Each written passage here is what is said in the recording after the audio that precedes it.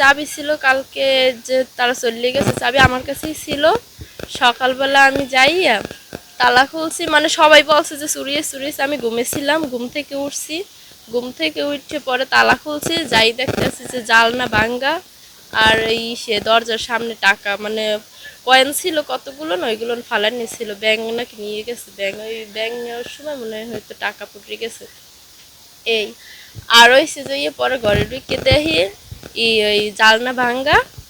এই হইছে যে ইয়ার ওই তার বই নিয়ে আসছে, আই দেখ চেক করছে শোকেসের এই ওই দরজারই ছিল, আলগা ছিল, ওইটা খুলছে, খুললে দেখছে স্বর্ণ পায় না, টাকা পায় না। সকালবেলা ঘুম দিয়ে ওঠার পরে শুনতে পাই হাদি ভাইদের বাসায় চুরি হয়েছে। তারপর সরজমিনে দেখতে আসার পরে পিছনের জানালা ভেঙে তারপরে চোর চুরি করে তার আপনার স্বর্ণ অলংকার কিছু টাকা পয়সা ছিল এবং কিছু দামি জামা কাপড় ছিল, সেগুলো নিয়ে যায়। এটা আসলে খুবই দুঃখজনক ঘটনা, কারণ এই ধরনের ঘটনা যারা জড়িত তাদেরকে সর্বোচ্চ আইনের আওতায় আনা উচিত। এবং হাদি ভাই খুবই ভালো মানুষ এবং আল্লাহর কাছে দোয়া করি হাদি ভাই আবাদের মাঝে আবার ফিরে আসুক, তার জন্য দোয়া রইল সবসময়। ওসমান হাদি আমাদের নলসিটি তথা জালকাঠির একটি গর্ব।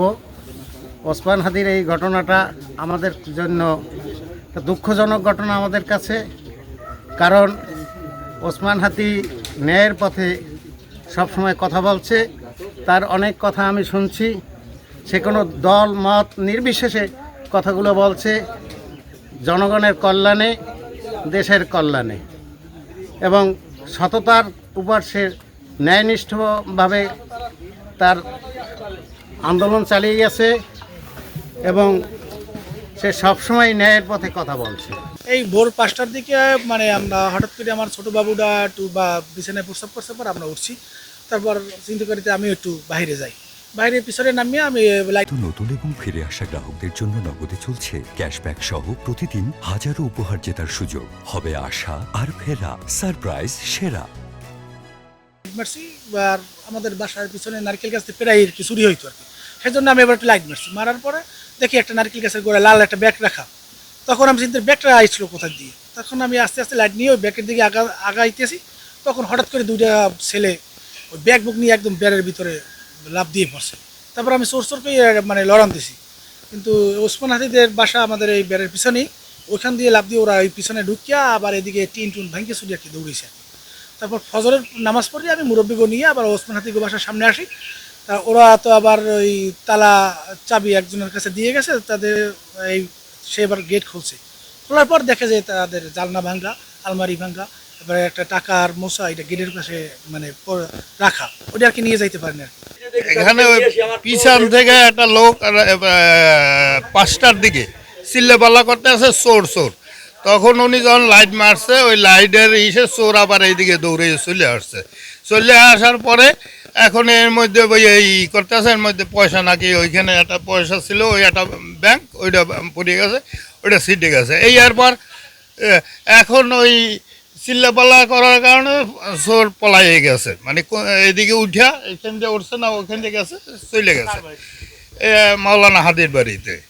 এই এখন ওনার ওই আমরা যখন শুনতে পারছি যে না আইছে লোকজন, তখন আমরা ওইখানে ঢুকছি, ঢুকে দেখি জালনা ব্যাংকে ভিতরে ঢুকছে, ঢুকে ওই আলমারি ভাঙছে এবং করছে করিয়ে ওই টাকা পয়সা কিনেছে, ওটা তার আমরা বলতে পারবো না, ওটা জানে যারা মালিক। এই সময় তো আমরা এটা জানি, এটা শুনছি আর কি। এটা খুবই মর্মান্তিক যে এইভাবে যে মানুষের উপরে হামলা একটার পর একটা, এটা মানে দুঃখজনক ব্যাপার এবং এটা খুব আপত্তিজনক ব্যাপার। একটা মানুষ সে মৃত্যুর লাগে পাঞ্জা লড়তে আছে, এর মধ্যে আবার তার বাড়িতে এরমের চুরি করা, এটা মানুষের এটা কাজ না। এবং এমনকি শুনছি যে বাড়িতে আগুন লাগাইছে জ্বালাইয়াও দেবে, এরমের একটা শব্দ আসছে, কিন্তু আমরা এটা সঠিকভাবে করতে পারি না, কিন্তু এইভাবে একটা শব্দ আসছে যে আগুন দেবে। প্রথমত নলছিটির বাসিন্দা জনাব হাদি ভাইয়ের দ্রুত সুস্থতা কামনা করি।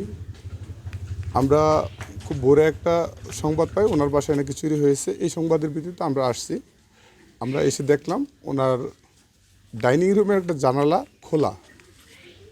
তো এই ঘটনার বিষয়ে আমাদের পুলিশি তদন্ত অব্যাহত আছে, তদন্তাধীন। আমরা দেখব আসলে কোনো কিছু চুরি হয়েছে কিনা, মালিক যাতে অ্যাবসেন্ট ছিল না এখানে, এই জন্য